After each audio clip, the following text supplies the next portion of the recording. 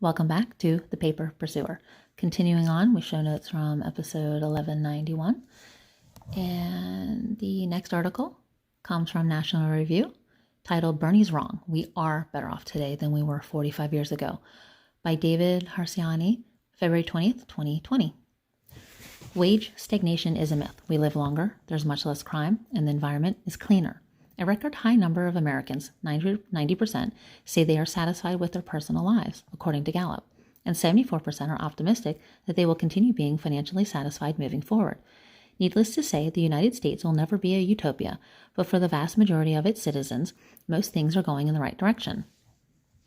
During the Democratic presidential debate last night, Bernie Sanders, lamenting how a once prosperous society had been hollowed out by capitalism, claimed that we are no better off today than we were many years ago. It's a shame that not a single debate moderator ever challenges this farcical assertion.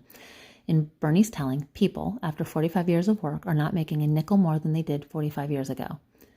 For those who weren't alive then, the 1970s were largely a crime-ridden decade of stagnant economics, city bankruptcies, crushing energy prices, sky-high interest rates, institutional rot, garbage, and retirement-destroying inflation.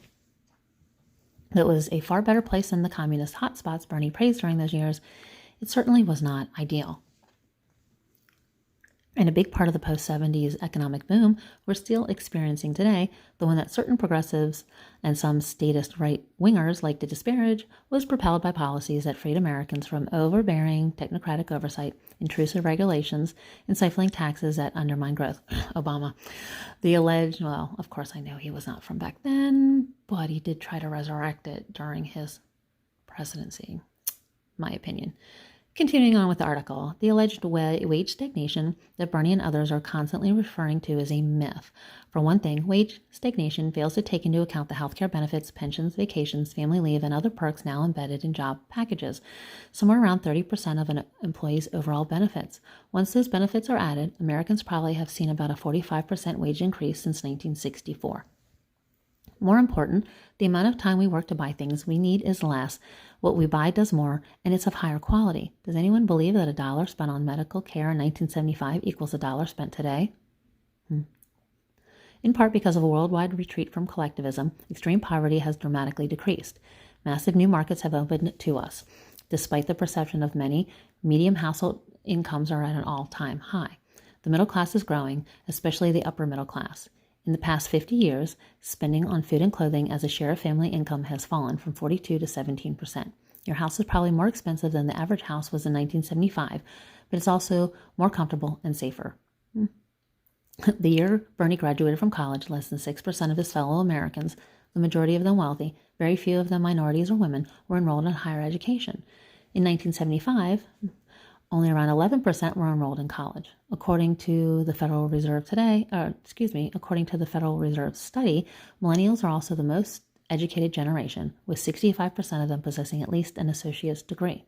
Better education, soaring productivity, and technological advances allow an increasing number of Americans to pick vocations that are safer, less monotonous, and more rewarding. In 1970, around 14,000 workers were killed on the job in the United States. That's somewhere around 10,000 more deaths yearly than the number of troops who perished in the entire Iraq War. Although the workforce had more than doubled since then, the number of occupational deaths in the United States has dropped to around 5,100. There's a decent chance that Bernie's heart attack would have killed a 78-year-old man in 1975. If not, it would have required dangerous surgery. Despite a small dip recently, life expectancy has skyrocketed in the United States over the past 45 years, adding more than 6 years since 1975. The cancer casualty rate has fallen more than 27% in the past 25 years, which adds up to more than 2 million deaths averted during that time. We've been able to mitigate the damage of so many diseases and ailments over the past 45 years, allowing millions to lead longer, more active, and less painful lives, that it would take a book to lay out all the miraculous number of advances properly.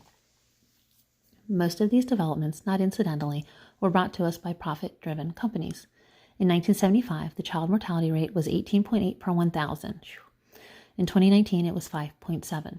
Fatalities due to weather events have plunged. Deaths due to air pollution, surely near its smoggy height in 1975, have fallen as well. We have cleaner water and cleaner streets. In 1975, Bernie's hometown of New York City saw 1,645 murders, Holy crap. And rampant criminality. In 2017, there were 286 homicides in New York City. Vehicular fatalities per 100 million in 1975 were at 3.35. Now they're at a historic low of 1.13. Also, you have a supercomputer in your pocket that offers you instant access to all of human knowledge. Yes, some Americans still suffer, and some of our goods and services are more expensive than they once were, usually due to market intervention. But we are, by nearly every quantifiable measure, collectively better off today than ever before. And what sufferings millennials do experience today are often a result of their making different choices than their parents did. Bernie should understand this better than most. It's not in every country that a professional revolutionary can afford to buy his own dacha on Lake Champlain. Dasha? His summer camp, as he puts it. Anyway, couldn't help it. It was a terrible Bernie impression.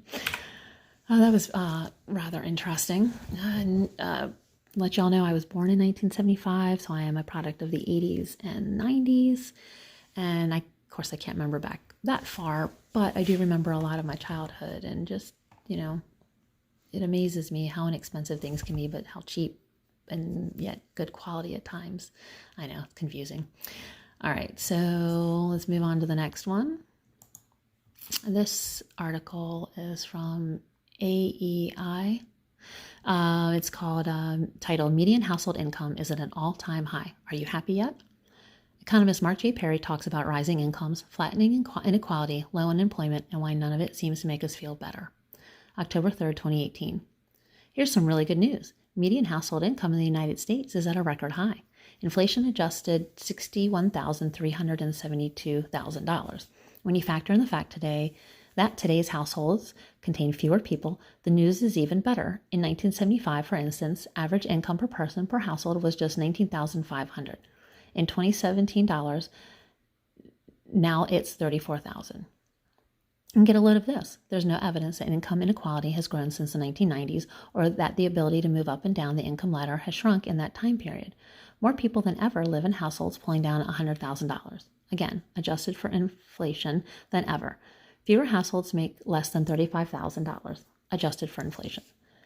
All of this comes courtesy of the U.S. Census, as compiled and analyzed by economist Mark J. Perry. Perry works at the American Enterprise Institute in the University of Michigan, Flint, and he runs the blog Carpe Diem. Do you feel happy yet? On today's Reason podcast, I talk with Perry both about his findings and why we don't feel richer, happier, or more secure than we do. Perry isn't a Trump booster by any means, but he suggests that some of the president's policies, particularly the reductions in certain taxes and regulations, are helping keep an economic expansion that started under Barack Obama moving along. At the same time, he worries about accumulating debt, as he should, and trade wars that can raise prices and introduce wild uncertainty into the economy. When investors see that there's uncertainty about policy, he says, that starts to distort decision-making and capital spending.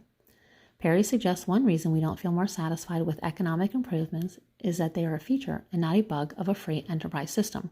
The benefits of a market economy and the martial progress are so constant and so gradual that either we don't appreciate it or we don't notice it, he says. So we have an underappreciation of how much better things get all the time. If it happens all at once, we'd probably just be amazed. Pretty quick one there. I'm going to finish it now and move on to the next couple articles. See you on the next video.